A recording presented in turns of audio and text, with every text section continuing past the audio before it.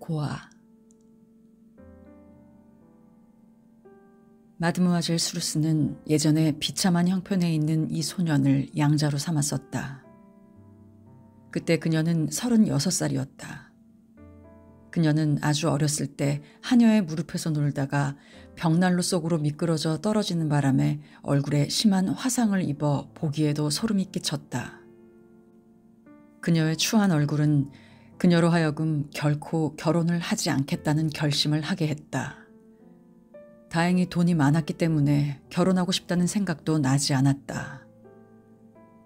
불행하게도 임신 중에 과부가 된 이웃집 여자가 일전 한 푼 남기지 않고 분만을 하다가 죽었다. 마드무아젤 수루스는 그 갓난애를 거두어들여 그 애를 남의 집에 보내어 길렀으며 기숙학교에 보냈다. 그러고 나서 14살에 그를 다시 데려왔는데 그것은 텅 빈 그녀의 집에서 자기를 사랑해주고 돌보아주고 노년에 자기에게 다정하게 대해줄 누군가를 갖기 위해서였다.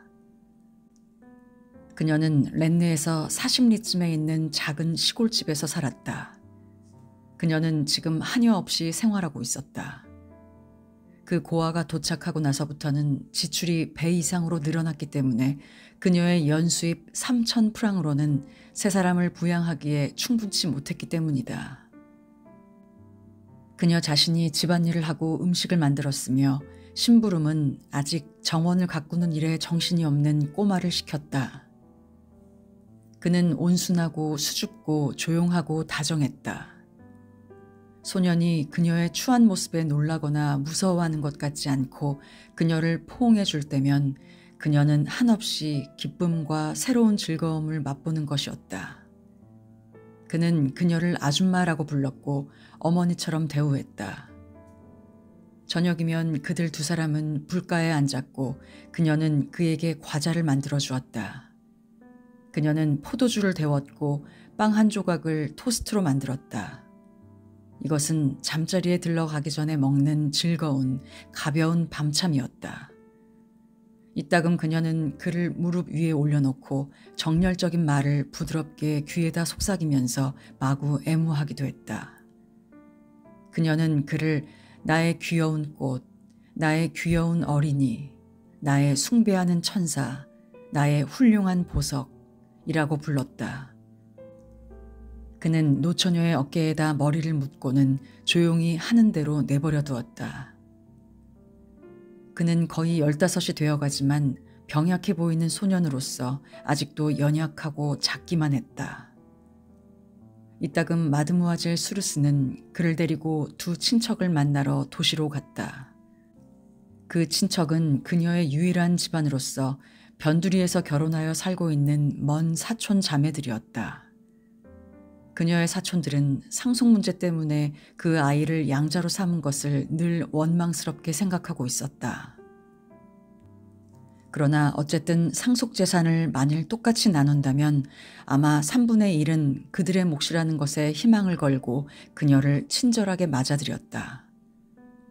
그녀는 자기 아이에게 마음을 쏟고 있는 모든 시간이 행복했다.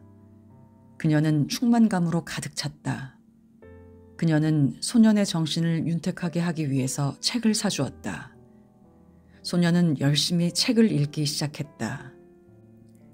이제는 저녁마다 예전처럼 그녀를 즐겁게 해주기 위해서 그녀의 무릎에 올라가진 않았다. 그러나 그는 벽난로 한 구석에 있는 작은 의자에 차분히 앉아서 책을 펴드는 것이었다.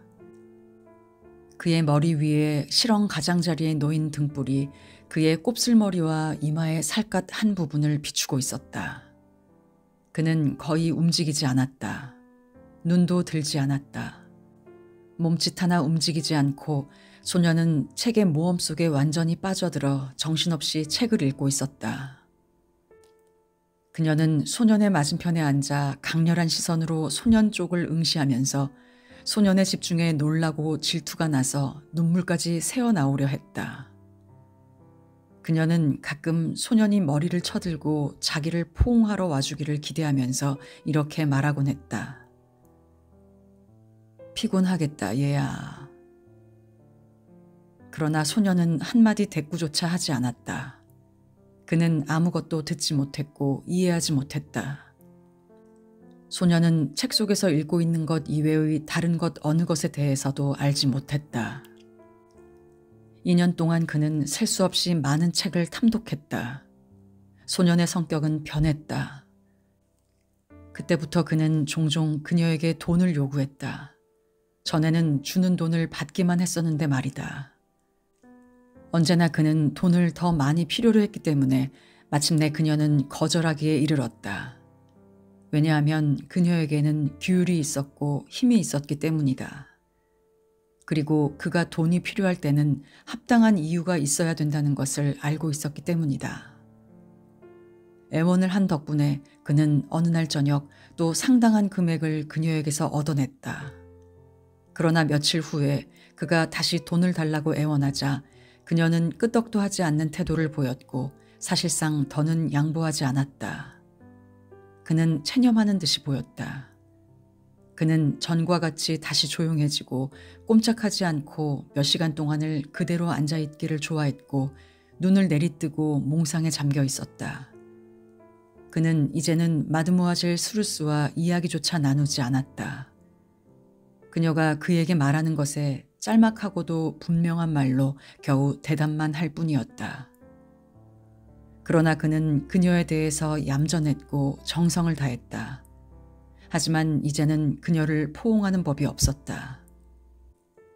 저녁마다 그들이 벽난로 양편에서 꼼짝하지 않고 말없이 마주 앉아 있을 때면 그녀는 이따금 그가 무서워졌다.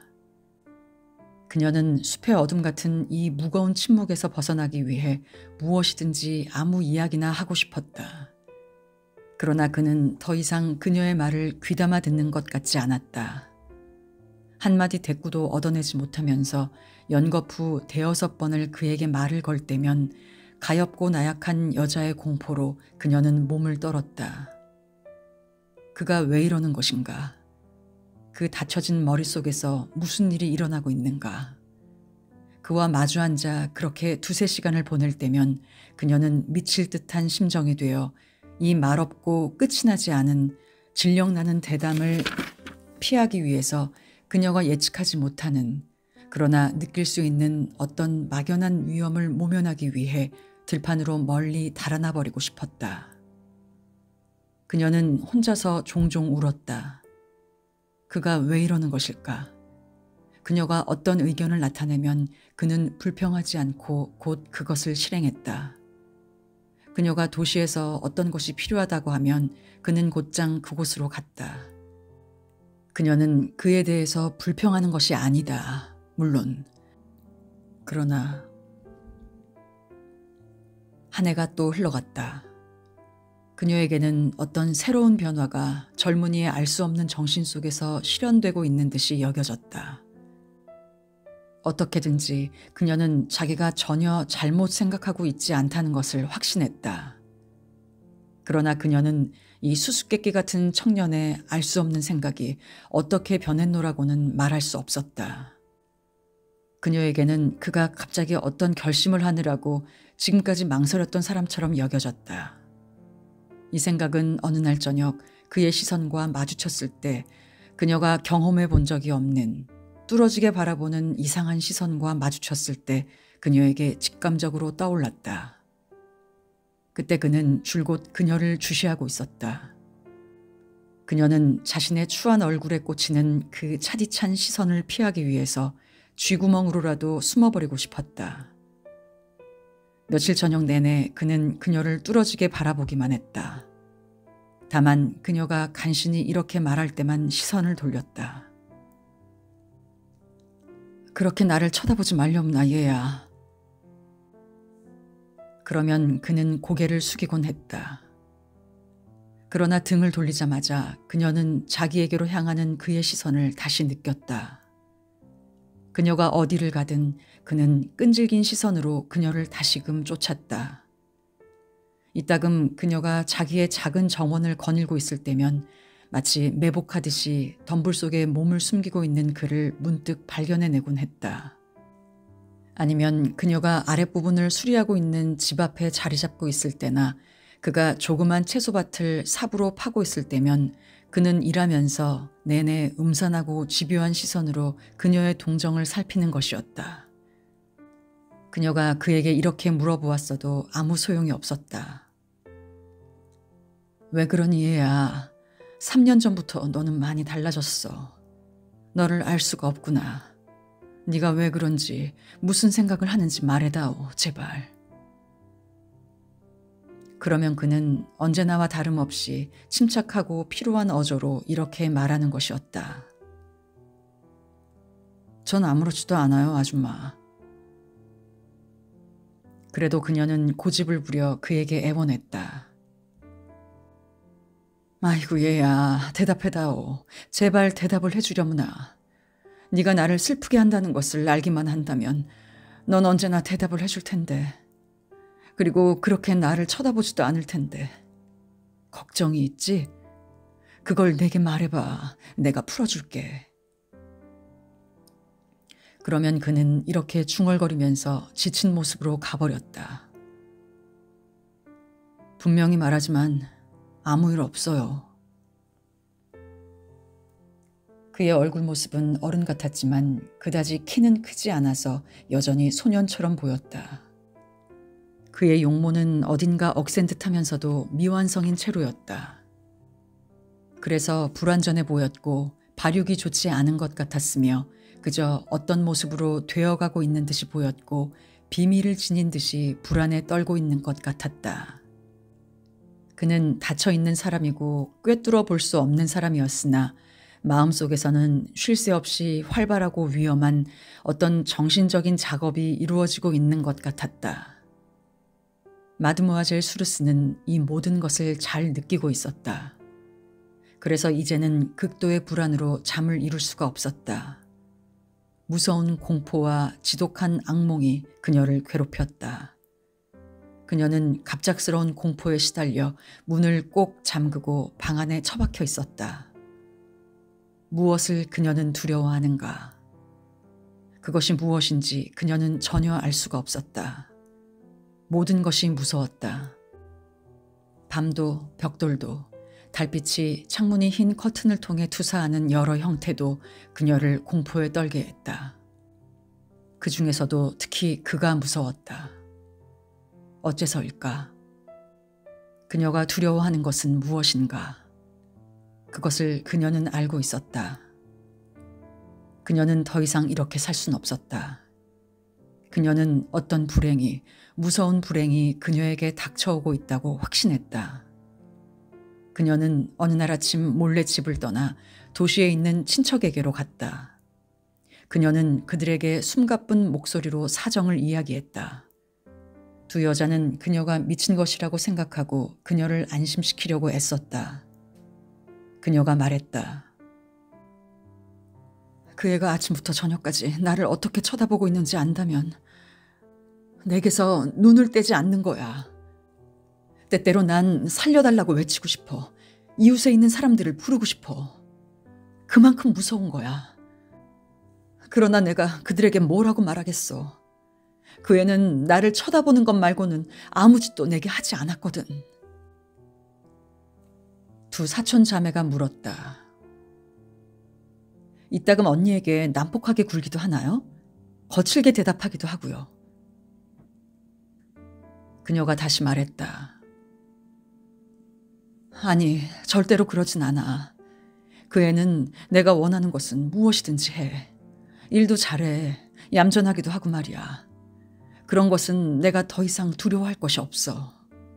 하지만 확실한 것은, 정말 확실한 것은 그 애가 머릿속에 무엇을 가지고 있다는 거야. 나는 더 이상 지금처럼 시골에서 그 애와 함께 남아있고 싶지가 않아. 친척들은 당황해서 사람들이 이상하게 여기리라는 것과 이해하지 못하리라는 것을 그녀에게 주의시켜 주었다. 그리고 그녀의 두려움과 계획을 당분간 비밀로 하라고 충고를 하였지만 도시로 살러 오겠다는 그녀를 만류하지는 않았다. 그렇게만 되면 상속이 모두 그들에게로 돌아올 것이라고 기대했기 때문이다. 그녀의 사촌들은 집을 파는 것과 자기들 곁에 다른 집을 구하는 일을 도와주겠노라고 약속하기조차 했다. 마드무아젤 수르스는 자기 집으로 돌아왔다. 그러나 정신이 너무도 혼란스러워서 아주 조그만 소리에도 소스라치게 놀랐고 작은 동요에도 두 손을 부들부들 떨었다. 두 번 더 그녀는 친척들과 뜻이 맞아 돌아와서는 이제는 외딴 집에서 더 이상 이렇게 남아있을 수 없다는 결심을 했다. 그녀는 마침내 변두리에 그녀에게 적합한 작은 집 한 채를 찾아내어 그것을 비밀리에 샀다. 어느 화요일 아침에 계약서에 서명을 했고 그리고 마드무아젤 수르스는 이사 준비를 하느라고 그날 하루의 나머지를 보냈다. 그녀는 저녁 8시에 자기 집에서 1km 되는 지점으로 지나가는 합승마차를 탔다. 그리고는 마부가 항상 그녀를 내려주는 장소에서 멈추게 했다. 마부는 말을 후려 때리면서 그녀에게 소리쳤다. 안녕히 가세요, 마드모아젤 수르스. 안녕히 주무세요. 그녀가 물러서면서 대답했다. 안녕히 가세요, 조셉 영감님. 다음 날 아침 7시 30분경에 마을로 오던 우편 집배원이 큰 길에서 멀지 않는 지름길에서 아직도 마르지 않은 커다란 피 웅덩이를 알아보았다.